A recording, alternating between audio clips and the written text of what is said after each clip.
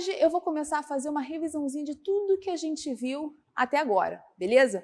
Então vamos lá, o conteúdo do primeiro ano é o que? A gente inicia com átomos, certo? E aí a gente vai tentando contar ao longo da história a definição, o que seria o átomo. Coloquei aqui, né, em ordem histórica mesmo, né? Primeiro, nós temos aí o Dalton, né? O que o Dalton dizia? Que o átomo ele era esférico, maciço e indivisível, né? Além disso, ele falava que todos os átomos do mesmo elemento, eles eram iguais. Como foi o primeiro cientista, obviamente que muitas coisas a gente foi mudando ao longo do tempo, certo? Mas essas são as principais características do átomo para o Dalton, beleza? Logo depois, quem veio? Foi Thomson. O que Thomson dizia? Ele foi o primeiro cientista, né, a falar sobre o elétron, beleza? Então, para ele, o que o átomo era?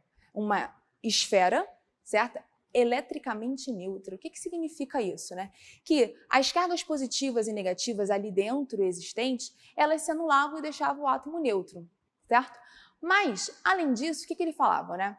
A massa do átomo era positiva, certo? E ali dentro você tinha distribuído os elétrons, cargas negativas, de forma desigual, beleza? Aí, mais para frente, né, eu vou colocar aqui no quadro os modelos, né? Como cada cientista tentava representar isso para a gente, beleza? Vamos seguindo aqui, ó. Rutherford. O que Rutherford falava para a gente? Rutherford, ele dizia que, bom, concordo com o Thomson, existe carga positiva, existe carga negativa, mas não é tudo tão misturado assim não. Existe no átomo duas grandes regiões, uma o núcleo e a outra a eletrosfera, coisa que é o que a gente estuda, né, a partir de agora. A gente vai começar a caminhar, a tentar traçar um raciocínio do átomo através do Rutherford, né? Duas grandes regiões. No neutro, você tem a maior concentração do átomo, certo? Ou seja, a maior concentração de massa do átomo, beleza? E ali dentro você tem as cargas positivas, que são os prótons. Na eletrosfera, ela é maior em dimensão, certo?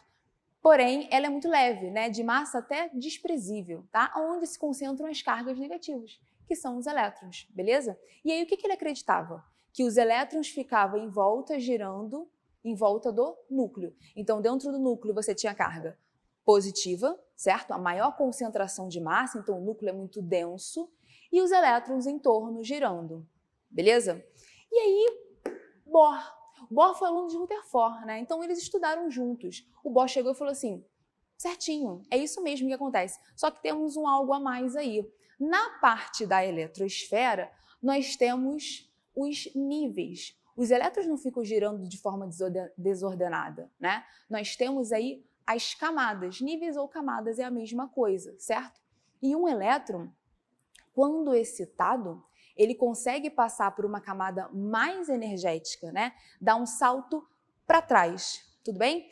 Lembra a camada K, L, M, N? Então, isso foi o Bohr que veio trazendo para a gente, tá? Então, o elétron ele consegue saltar para uma camada mais energética, beleza? Quando ele é excitado. No momento que a gente cessa, né, essa energia, o elétron volta à sua posição de origem, liberando essa energia em forma de luz, que é o fóton, né? Todo esse estudo em cima das camadas ou dos níveis da eletrosfera foi o Bohr, beleza? Então aqui, ó, só voltando para a gente dar uma resumida aqui, ó, pra gente, ou melhor, pro Dalton, o que era o átomo, né? O átomo era uma esfera maciça e indivisível, né? O que é maciça? Totalmente preenchida, tá?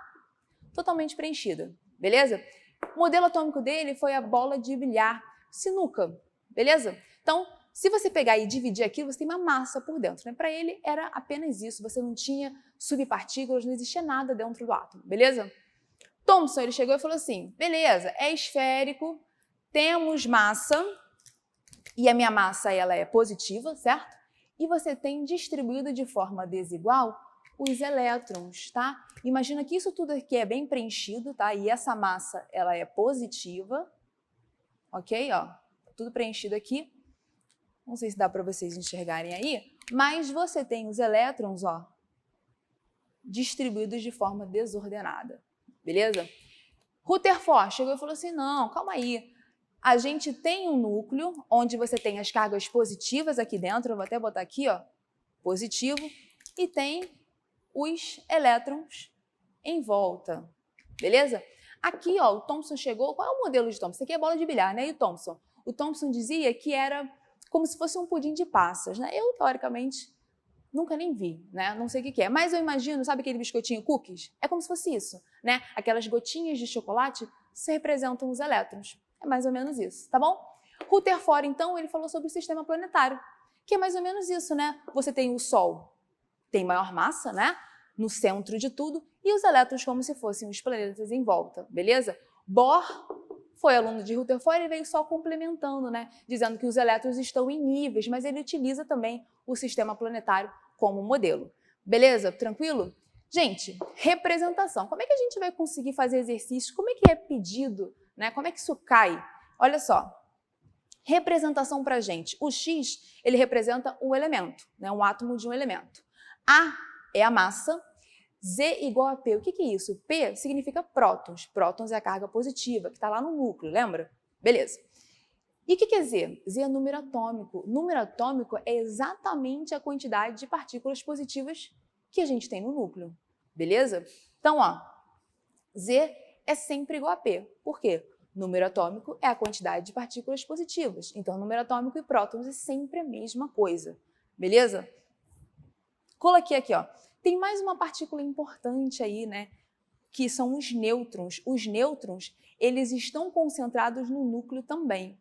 Como o próprio nome já sugere, ele não tem carga, né? Ele é neutro, beleza? Mas ele possui uma massa, certo? E aí, se ele possui massa, ele está localizado lá no núcleo. Por quê? O núcleo concentra a maior massa, ou melhor, a maior parte da massa de um átomo, beleza? Então, vamos raciocinar.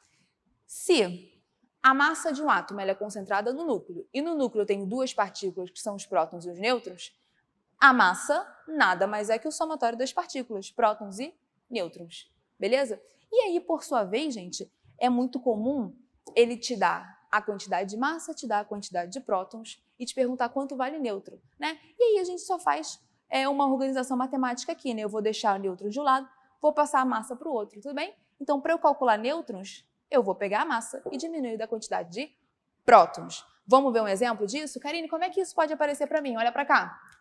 Coloquei aqui um átomo de fósforo, 31 e 15, e eu te faço algumas perguntas aqui. Bom, a massa, representação, está sempre o quê? Em cima, então eu vou lá e vou colocar, ó, 31, beleza? Número de prótons, ou melhor, número atômico ou número de prótons, Z igual a P, sempre está representado embaixo, vale 15, ok? Nêutrons, aqui ó, massa menos o número atômico. Eu gosto até de fazer assim, ó, como se fosse uma continha. Vou até tirar esse exemplo daqui. Como se fosse uma continha matemática, ó, 31 menos 15. Aqui, ó, fica mais fácil, certo? 31 menos 15, isso aí vai dar 16. Beleza? Deixa eu virar para cá. Tranquilo? Bom, e os elétrons? Presta atenção, esse átomo aqui, a gente diz que um átomo, ele é eletricamente neutro. Isso significa que você não tem sobra de cargas positivas, não tem sobra de carga negativa, beleza? A quantidade de cargas positivas, que são os prótons, vai ser igual à quantidade de cargas negativas, que são os elétrons, certo? Então, você não tem sobra de cargas, diferente desse exemplo aqui de baixo, tá? Só para você tentar entender. Não tenho sobra de cargas, então a quantidade de carga negativa, que são os elétrons, vai ser igual à quantidade de carga positiva, que são os prótons. Então, aqui a gente fica com 15 também, beleza?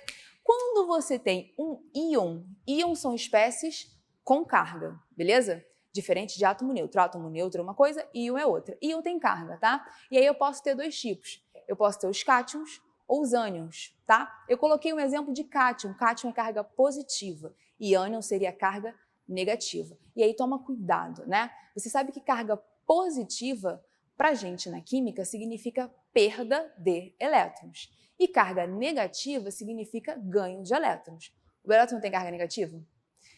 Se eu tivesse mais carga negativa aqui, significaria que eu tenho mais elétrons, sim ou não? Nesse caso, eu tenho carga positiva aqui, então eu estou perdendo elétron. Calma, vamos com calma, vamos com calma. Aqui, ó, massa, fala para mim, vale quanto? 27, representado em cima, não muda nada, 27. Número atômico, número de prótons embaixo, vale 13. Beleza? Número de nêutrons, vamos fazer a continha, ó. 27 menos 13. Lembra? Massa menos o número atômico, tá? 27 menos 13 aqui vai dar 14. Tranquilo? Aí vem, né? Os elétrons, presta atenção, quando eu tenho carga, apenas os elétrons você vai ter que fazer um raciocínio diferente, tá? Bom, vamos pensar. Se eu não tivesse essa carga mais 3, você ia me falar que o elétron ia ser igual a 13. Tudo bem?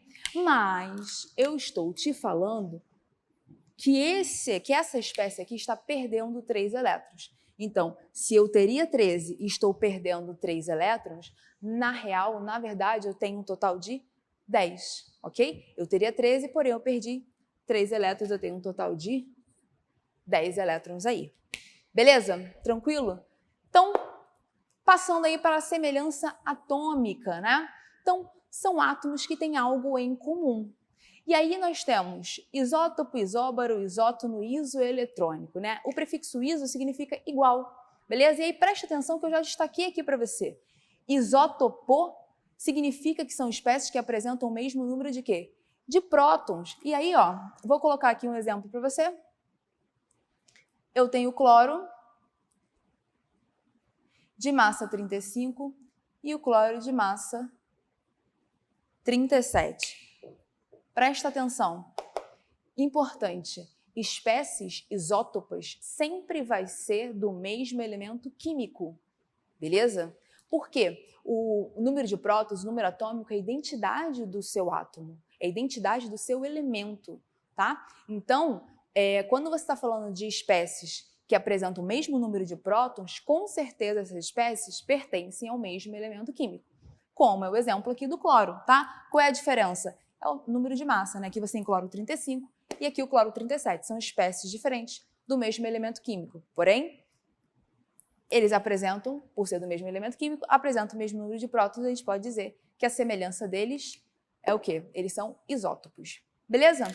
Isóbaros, aqui eu destaquei o A, né? O A representa o quê pra gente? Representa massa, né? Então você tem espécies com o mesmo número de massa. Vou colocar aqui, ó, o cálcio 40 e o potássio 40. Opa!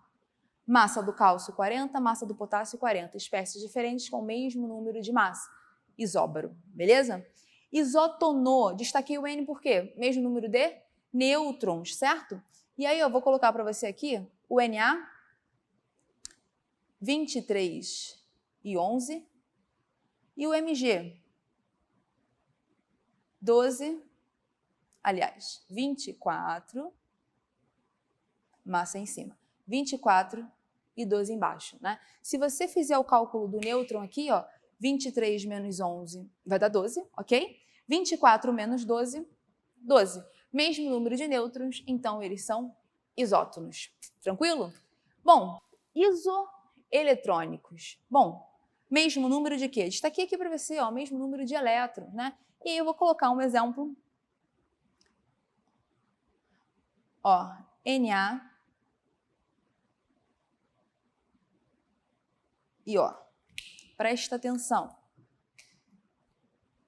O sódio aqui está perdendo um elétron e o oxigênio aqui está ganhando 2. Tudo bem? Presta atenção. O 11, vou colocar um pouquinho mais acima.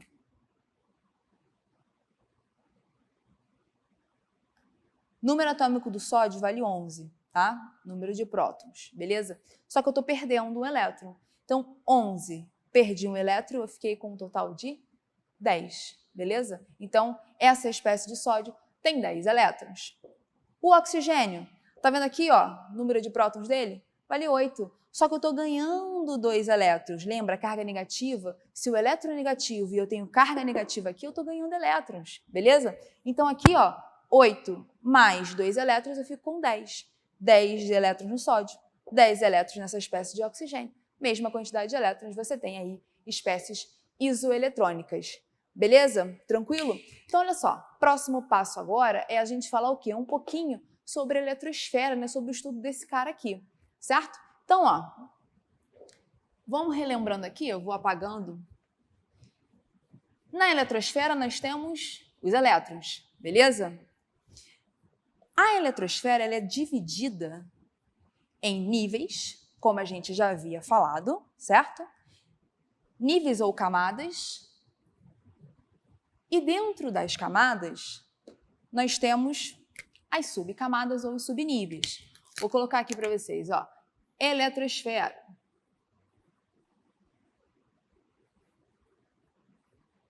Eletrosfera aí para vocês. E aí nós temos níveis ou camadas. E dentro de níveis ou camadas, você pode chamar qualquer um dos dois, nós temos os subníveis, beleza? Subníveis. Bom, e aí, níveis ou camadas? O átomo que a gente estuda até então é um átomo que tenha um total de 7 camadas, tudo bem? Então, a essas camadas foram atribuídas letras, né, para a gente dar um nome para elas. Começando por K, seguindo a ordem alfabética, beleza? Então é K, L, M, N, O, P, Q, beleza? A gente vai chegar até 7 camadas, tá? Camadas mesmo, como se... Ó, vou desenhar aqui.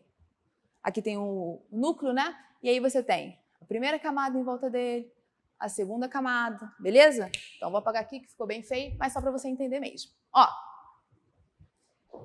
E a essas camadas nós temos os nomes, beleza? Dentro das camadas nós temos os subníveis, certo? E aí são 4 subníveis, S, P, D e F, ok? Esses subníveis estão encaixados dentro das camadas, beleza? Então, olha só, vou colocar aqui, ó, camada K, L, M, N, O, P e Q. Subníveis, como a gente falou, S, P, D e F, tranquilo? Importante que você saiba que cada camada e cada subnível suporta uma determinada quantidade de elétrons, certo? A camada K só suporta 2 elétrons, né? A camada que menos suporta elétrons aí. L, 8, M, 18, N, 32, O, 32, P, 18, Q, 8 elétrons, beleza? Os subníveis S, P, D e F, subnível S também suporta determinada quantidade de elétrons, vale 2, tá? O P vale 6, o D, 10, suporta até, tá, gente? O subnível D suporta até 10 elétrons. Você pode ter 1, pode ter 2, pode ter 3, dependendo da espécie que você esteja fazendo a distribuição eletrônica, tá? F, 14. Bom, e aí um cara chamado Linus Pauling, ele pegou essas informações e organizou em um diagrama que, obviamente, se foi ele que organizou, ele vai dar o nome dele. Diagrama de Linus Pauling, ok? Que te diz, né, te dá a ordem de energia. Vou colocar aqui um exemplo. Lembra? 1s2, 2s2, beleza? Então, olha só. Essa ordem que está aí na sua apostila, você pode depois dar uma olhadinha. Ela vai ser exatamente como um átomo, ou melhor, como os elétrons é distribuído num átomo. Peguei aqui uma espécie de sódio, número atômico 11, certo? E aí eu vou te fazer uma pergunta. Tem carga aqui? Não tem carga, né? Então, o número atômico é a mesma coisa que o número de prótons, sempre, que é a carga positiva, lembra disso? E se não tem carga nenhuma aqui, a quantidade de elétrons também vai ser igual a 11, tá? Então, quando eu vou fazer a distribuição eletrônica, eu vou fazer a distribuição eletrônica de 11. E aí, vamos lembrar, como é que é a ordem, ó? 1s2, 2s2, 2p6, 3s, aí você dá uma meia paradinha e conta, ó. Quantidade de elétrons é sempre em cima, camada é o número da frente, beleza? Então, ó, 2, 4, com mais 6, 10. Eu preciso chegar a 11, então eu vou lá, pode ser de vermelho mesmo, vou colocar 1. Mas, Karine, S não é sempre 2? Não, o S suporta até 2, mas você pode ter um elétron só. Depende da quantidade que você quer distribuir. Se você está distribuindo 11 elétrons, você vai até 3s1. Se você fosse até 3s2, já seriam 12 elétrons, você estaria falando da espécie de um átomo de magnésio, por exemplo, tá? Então, faz a distribuição eletrônica. Essa aqui é a distribuição eletrônica por subníveis, que eu mostro S, P, D e F se tiver, tá? Se eu quiser fazer a distribuição por camada, como é que ficaria isso? Bom, a primeira camada, lembra? Ela tem um nomezinho de K, a letra K. Então, K é igual a 2. L é a segunda camada, igual a 8. M é a terceira camada, igual a 1. Essa aqui é a distribuição por camada, beleza? Então, ó, imagina, vamos tentar imaginar aqui o núcleo, né? Aí, a primeira volta ao torno dele é a camada K, que tem 2 elétrons, certo? Aí, a segunda volta em torno dele é a camada L, que tem 8 elétrons. E a terceira camada em volta dele é a camada M, que tem apenas 1 elétron. E aí você tenta, né, visualizar para ver como é a distribuição da quantidade de elétrons para essa espécie aqui, beleza? Outra coisa importante, vou colocar outro exemplo aqui em cima. Espera aí. Vou colocar um exemplo aqui. Se eu tiver um íon, né? Porque aqui, quantidade de prótons e elétrons são iguais, é a mesma, né? Então,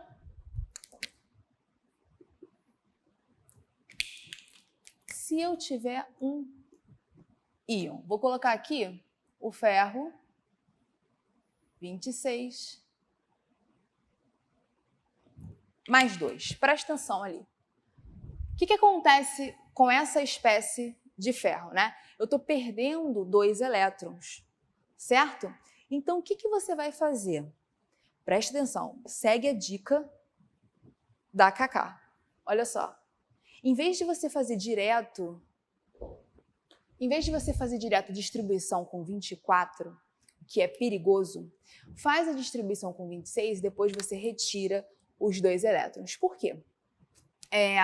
Entre elétron e núcleo, ou melhor, eletrosfera e núcleo, existe uma atração. Óbvio, dentro do núcleo você tem carga positiva e na eletrosfera você tem carga negativa. Então, existe uma força de atração muito intensa aí, beleza? Para você arrancar um elétron, é mais fácil você arrancar de uma camada que está pertinho do núcleo ou de uma camada que está mais afastada do núcleo?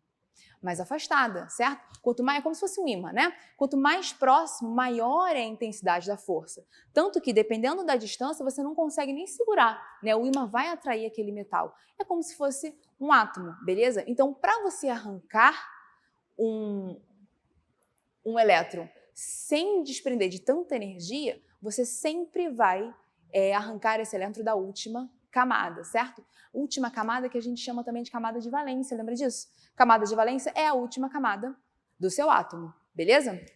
Então, olha só, como a gente combinou, vou fazer a distribuição de 26 e vou arrancar os 2 elétrons, tá?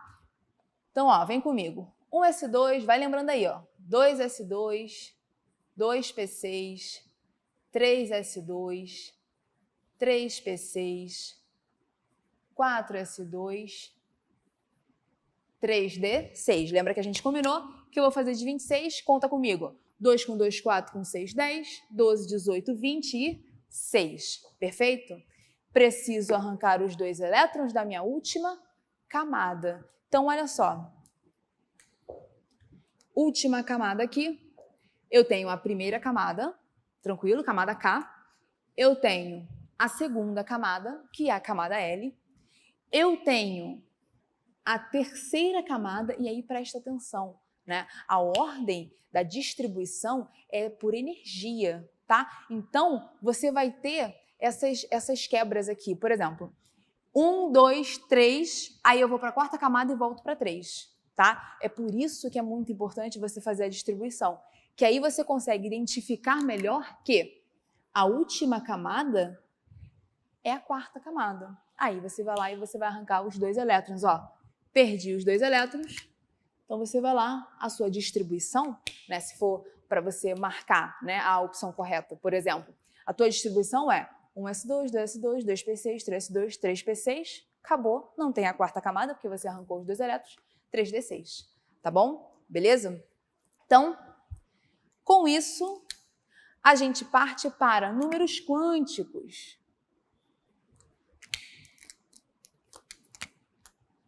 O que são os números quânticos?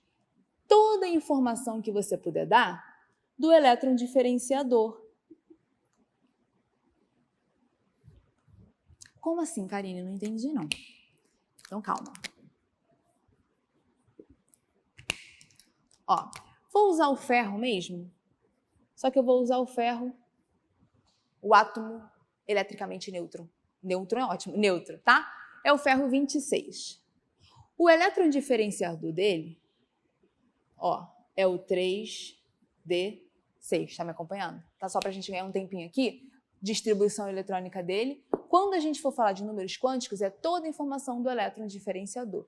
E o elétron diferenciador aqui é sempre o último da distribuição eletrônica, tá? Então, eu distribuí até 3D6, aqui dentro tá o elétron diferenciador, beleza? E os números quânticos são 4 números, são 4 informações importantes que você tem que dar, certo? Primeiro, qual é a camada que tem o meu elétron diferenciador, o último a ser distribuído no átomo? Bom, N, que é o número quântico principal, que representa as camadas, tá aqui, ó. Opa, terminei em 3D6, lembra que o número da frente representa a camada, certo? Então, N é igual a 3, perfeito? L é o número quântico secundário. Ele representa os subníveis S, P, D e F, tudo bem? Bom, como são números quânticos, o S, o P, o D e o F, eles recebem valores 0, 1, 2 e 3, tá? Ó, vou colocar aqui, ó, S, P, D e F. Se terminar em S é 0, P é 1, D é 2, F 3, tudo bem? Só pra gente representar, beleza? Terminei em D, 2. Número quântico secundário, L, tá? Igual a 2. M. M significa número quântico magnético, que é o orbital. O que é o orbital, Karine? O orbital é a casinha do elétron. O elétron mora dentro do orbital, beleza? O orbital está dentro dos subníveis. O subnível está dentro da camada e a camada está na eletrosfera, beleza? É como se você mora na sua casinha está no seu bairro, o bairro está no seu município, o município está no seu estado, como se fosse isso, tá? Uma coisa dentro da outra. Então, o orbital é a casinha do elétron, tá? Cada subnível suporta determinada quantidade de orbital, ou melhor, tem determinada quantidade de orbital, tá? O subnível S tem um orbital apenas. Por quê? Em cada casinha você consegue encaixar 2 elétrons, tá? Então, se no subnível S o máximo de elétrons que você tem são 2, você precisa de uma caixinha só para você colocar os 2 elétrons, tá? É sempre a metade, beleza? O P são 6 elétrons no total, então você precisa de 3 orbitais, tá? D são 10 elétrons, então você precisa de 5 orbitais. O F são 14 elétrons no total, são 7 orbitais, tudo bem? Sempre a metade. Então aqui, M, D, então eu vou fazer aqui, ó, 5 caixinhas. E aí não repara que vão ficar tortinhas, claro. 1, 2, 3, 4, 5. Bom, e aí, como são números quânticos, cada caixinha tem o seu valor. É como se fosse o número da sua casa, beleza? A caixinha do meio vale 0. Para a direita, positivo. Então, mais 1 e mais 2. Para a esquerda, negativo. Menos 1, menos 2, tá? Bom, aqui você precisa distribuir 6 elétrons, certo? Como é que a gente vai fazer isso? Existe uma regra. Você primeiro vai distribuir 1 menos 2, ok? E o S é o spin, é a rotação, tá? E por convenção, se você terminar para baixo, você vai atribuir o valor de mais meio. Se você terminar para cima, você vai atribuir o valor de menos meio, ok? Isso é convenção, tá, gente? Dependendo do livro, né, da apostila que você for dar uma olhadinha, ele trabalha com a forma inversa. Mas, no exercício, ele vai te informar isso, né? Admita a convenção do spin, né, para baixo positivo, então ele vai te informar isso. Não precisa ficar tão preso a isso aqui não, tá? Nesse momento, eu terminei com a setinha para baixo, a gente vai atribuir o valor de mais meio. Beleza? Tranquilo? Então, terminamos aí a parte de átomos, certo? E aí o teu segundo capítulo traz um teminha aí mega importante, né? Que faz a gente ter bastante curiosidade, a parte da radioatividade, certo? Então, a gente finaliza átomos aqui e aí vamos começar com radioatividade, beleza? E aí vamos até conversar um pouquinho, gente. O que vem a ser radioatividade? Bom, a definição é um fenômeno natural, ok? Que ocorre quando um átomo instável ele emite partículas para se tornar estáveis. Então, ó, radioatividade.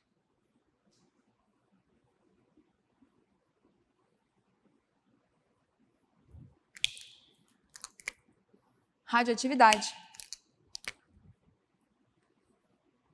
Acabei de falar sobre partículas.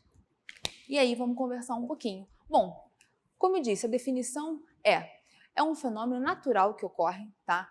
Com elementos químicos que são instáveis. Geralmente esses elementos instáveis são elementos que têm uma massa muito grande, né? O que é isso? Dentro de um núcleo pequenininho, você tem muita carga positiva, muitos nêutrons, né? Então você tem ali uma certa instabilidade no núcleo. E aí o que acontece? O elemento ele tende a liberar, emitir partículas a fim de tentar melhorar um pouquinho, liberar um pouquinho aí dessa quantidade de massa, dessa quantidade de carga que ele tem, tá? Para se tornar instável, beleza? Então, esses elementos a gente chama de elemento radioativo, ok? E aí, as três principais partículas que a gente não pode esquecer de jeito nenhum é alfa, beta e gama. A gente precisa saber algumas coisinhas sobre, né? Por exemplo, a partícula alfa, ela é uma partícula pesada, né? Para a partícula ela é pesada. Ela tem uma massa 4, ok? E ela tem uma carga positiva. Deixa eu aumentar a letra aqui para vocês, espera aí. Vamos aumentar a letra para ficar bonitinho. Alfa, beta e gama. Bom, como eu falei, alfa, massa 4, tem duas cargas positivas, né? É uma partícula semelhante ao núcleo de hélio, né? Se você for dar uma olhadinha aí, até na sua tabela mesmo, você vai ver que a massa do hélio vale 4 e ele tem duas cargas positivas, tá? Então, alfa. Beta. Beta é semelhante ao elétron. Lembra, o elétron é muito leve, né? A gente diz até que tem massa desprezível, é 0. E aí, elétron tem carga negativa, então a carga de beta é negativa também. Gama. Gama não tem massa e não tem carga, beleza? Bom, então temos essas três partículas que os elementos emitem, certo? Os elementos radioativos podem emitir. Só que tem mais duas partículas importantes que a gente precisa lembrar, que a gente acabou de falar, inclusive, né? Dentro do núcleo, nós temos quais partículas? Prótons e nêutrons, lembra disso? Aqui vai ser importante também, porque algumas reações a gente vai utilizar. Então, a gente precisa lembrar dos prótons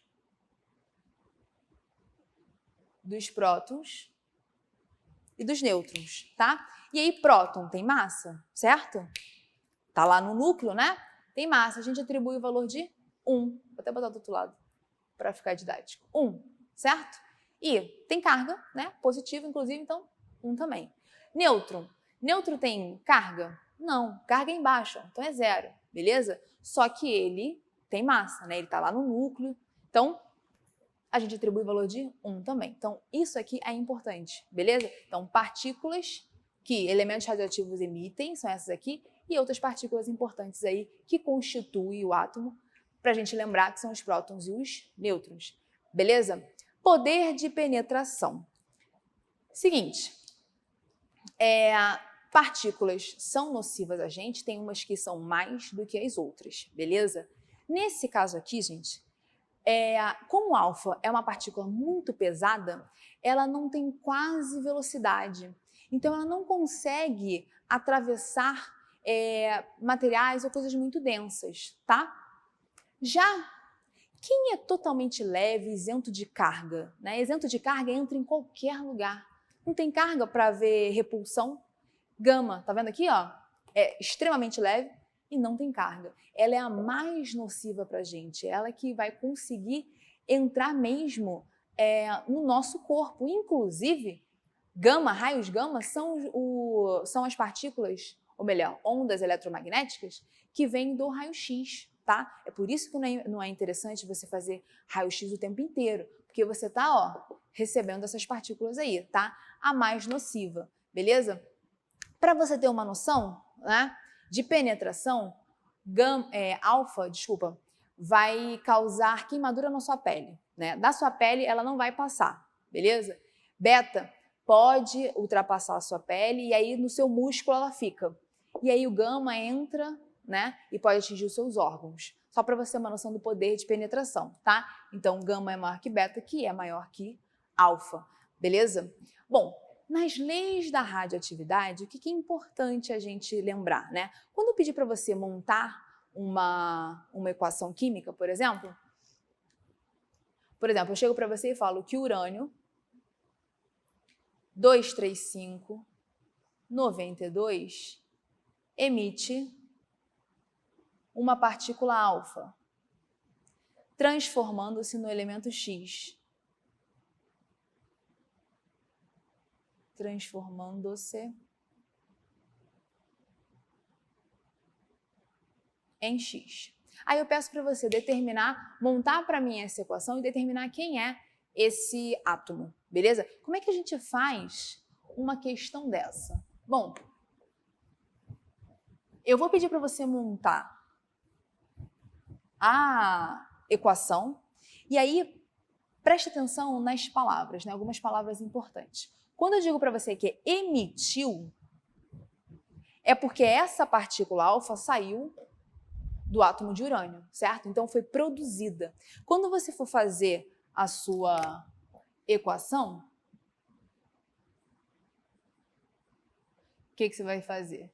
Foi produzida, você vai botar lá no produto alfa e transformando o elemento em X, porque eu não sei quem é, que aí é uma das perguntas, né? Quem é X?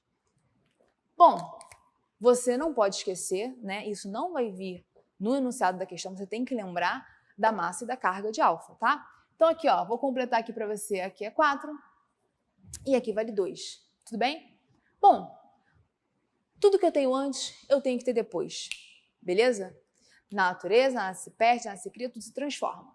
É o que vai acontecer aqui.